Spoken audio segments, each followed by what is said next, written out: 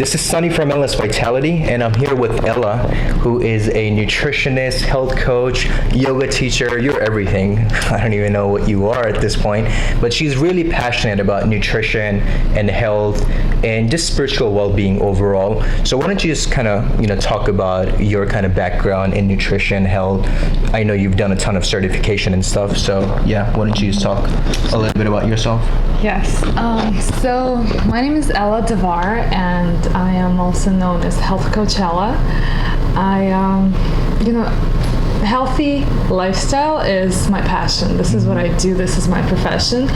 And nutrition science and how to integrate that into everyday life and healthy living, those are all my passions that you mentioned before. Mm-hmm. I'm actually just curious now. Yeah. Why did that become your passion? Like what happened? Yeah. I was going there. Like, I want to tell you my story. So originally, when I was in school, I was diagnosed with digestive disorders, and I was prescribed medication that I had to take 3 times a day, and that, of course, affected my immune system. Mm-hmm. And then eventually, I was not able to play sports and do much. So then I excelled at math. I got a job on Wall Street and, led a sedentary lifestyle. Eventually gained weight and had some skin issues and all of that. I've been smart enough, like all people who work so hard during the day. You try to figure out what is it that can help you, what's wrong with you, right? And I'm buying all this enormous amounts of supplements and skincares and all that, but that I hope that it would help me, right? All these marketing plans are so wonderful to sell you all that, but it didn't really help. So that led me down the path to try to figure this out on my own, and that's how I got interested in healthy living and nutrition. Okay. Actually, when I started, became true to myself and followed my passion, I left the corporate world. I studied yoga and meditation. I studied holistic nutrition, and I implemented certain dietary changes to my diet, and all of my symptoms went away. Like, I lost weight, my symptoms went away, and I, was able to manage it pretty easily since then. Wow. So you've done it on yourself. Like, a lot of people study nutrition, but they haven't really practiced it themselves, right? So for someone who's actually tried it, because you've had the issues that you had to deal with, and you tried it on yourself, and you've seen the results that you got out of it, and no wonder you're passionate about it, because a lot of people that I see are passionate because they've seen the changes in their life. Right. Being able to discover the root cause of my ailments, like, I just, that's when I figure out that I want to be of passion. I mean, I want to be of service. That was my passion, to serve other people, to help other people, because I felt that, as I was trying to navigate and try to figure out nutrition and all the facts, what's true and what's right, like, I realized there's a lot of information out there. You go out there and you read all this latest researches. One day you learn that eggs are good for you, right? They're a low-calorie source of complete protein, and then next thing you know, you find there's another another research that tells you that eggs are high in cholesterol, and you should not be eating them every day. And then you're like, now what do I do, right? But I just try to be healthy, and all of a sudden you realize that you cause your own high cholesterol levels. Right. Yeah, it's crazy. I always say you can Google anything. Like, let's say you could Google why is egg good for you, and you get like a million results. And if you Google why is egg better for you, you'll get that too. So you always find two sides of the argument. But that's a great point that you brought up, is that there's so many information about nutrition, right? That most of us, just normal people, don't have time to really dive deep into look at each and every study and see what works and what doesn't. So like, I was giving you an example of people I know. Like, I go visit my sister, and she has an 8-year-old daughter, and she'll give her fruit juice or something when I'm like, well, it's not really healthy for her, but she thinks it's really healthy because it's coming from fruit. So that's like a perfect segue into what we wanted to talk about today, which is to discuss like the 5 fundamentals of nutrition that way, someone just watching this video can just pick up this very basic 5 things that they can start implementing. So let's talk about that, right? So what would you say, like the first fundamental? In my practice, I don't preach. I don't have like this one diet that fits everyone. Right. Whether it's paleo or it's vegan or it's any other fat or whatever the new trend is. I practice by individuality. So in my practice, I get to know the client, and we come up with the individualized program where we try different things and see what works and what doesn't work, based on the previous experiences. But basic nutrition. The basic nutrients that every body needs for growth and development are those that are, I mentioned the Healthy Eating Plate by Harvard Institute, their nutrition department, and it's a basic nutrients. Protein, fat, and carbs, water, and those are the nutrients. But when we go to the substances, it's fruits and vegetables, proteins, healthy fats, water, and healthy carbs, whole grain carbs. So, I actually, coming from a holistic world and holistic nutrition, and now that I study nutrition science, it's a bit of, it's 2 different worlds, I'll tell you that, right? And what I learned from both is being, accepting, compassionate. You see how even I wanted to say something about your sister, right? And you say, you were coming from your own holistic wisdom and you know so much, and they don't, right? It's her, in reality, she does well for her daughter. She doesn't buy her soda and Coke, right? She buys her fruit juice. She thinks she's doing well.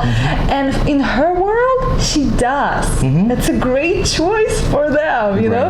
But you're coming from Ayurveda, you probably want her to feed her kombucha and coconut water, right? And for her, she's like, that's foreign for her, right? She doesn't know. So that's how I am with my clients. When people have been eating hamburgers all their life, right? I can't tell them all of a sudden to become paleo or do something, complete opposite or extreme. That's a great point, because you can't go from hamburger to a green juice. You want to gradually if you choose a steak over hamburger, that's a big deal for people, Right. And slowly acknowledging this incremental changes that eventually would cause a healthy change, and people notice the way they feel. The food that we put in our mouth, it affects the way we feel, and people do notice it over time, and that creates new habits. Kind of summarize. First thing is that nutrition is individual, right? It's based on individuality, right? So a lot of obviously at a very high level, you have all this nutrition that every body, you need all these different micronutrients and macronutrients, right? Everyone needs, right? But if you're vegetarian or you're a meat eater, both can be healthy. Exactly, and that's my point too. Is that's what I don't like making nutrition or diet as a kind of like a religion where people are like, I'm vegan, and you know, what, you're vegan? No, I eat meat. I do this. It's like both are healthy depending on like your body type and various different lifestyle. Both could be healthy if the key things are there. It's the variety, balance, and moderation. Right, exactly. You can be vegan and you can be not healthy if you're eating cakes, a lot of carbs, and all this processed like on French fries. Or you can be unhealthy paleo, anything. It's the balance and moderation and awareness about the integrity of your food. Like, where your food comes from and all that stuff, right? The balance. Okay, cool. So let's go with the first. Well, the first one I want to discuss is the fat. Okay. So recently, literally 2 weeks ago, the New York Times came up with this article, which is astonishing. Like they admitted the fact that in the 60s, sugar industry had paid the scientists and health officials to downplay the role of sugar and the way it affects the heart disease, the rates of heart disease in America. And instead, they choose the saturated fat as a culprit instead, right? So that affected how, like, all the recommendations, governmental recommendations for the next 40 years. So the last 30 and 40 years, everyone went on a low-fat diet, right? And what they did, it put a stream of sugar and any other substances into our food supply. When they took the fat out, they had to substitute it, for taste, because fat is the most satiating nutrient in our diet. Like, we all craving, fat is a flavor, Right. and when they took the fat out, they had to put some sweetener in it. So, and now almost like 68% of Americans are overweight and obese. Right. So what I am, my point about fats, that actually fats are good for you. The recent research that was published in the American Journal of Clinical Nutrition, actually, the research that was done on the correlations of saturated fat and heart disease rates showed that there is no correlation. No. The difference is what is very important is the quality of fats.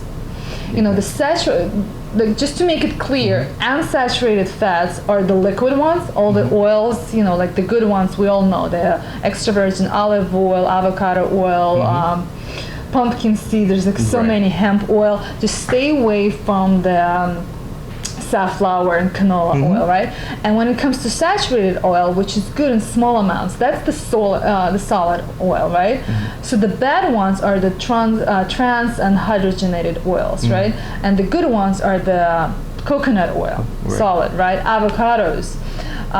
Even those like butter and whatever is, like the meat, right? It's all that is in nature. It's solid, that it's good for you. Right. I can explain a little bit more about trans and hydrogenated oils. I don't know if you're interested. Well, probably not really. No? We don't want to go into it. We don't want to complicate. So as long as that is not on the ingredient list, right. stay That's away good, from right? that. So like the big thing is that fats are good for you. Fats are good for us, exactly, because for so long, and like you mentioned back in the 60s, what government did, and I don't know if you even know, like back in the 60s, doctors would recommend smoking as a stress relieving thing, and this was like a well-known fact that doctors, that government and people believed that smoking was good for you back in the 60s. So that's why I always tell people to question things that are, quote unquote acceptable to the society now, is because we found out that smoking wasn't good for you. So just like that, you were fed lies that fats were bad for you, and then you have all this ingredients that was put into your food just to make your food taste better.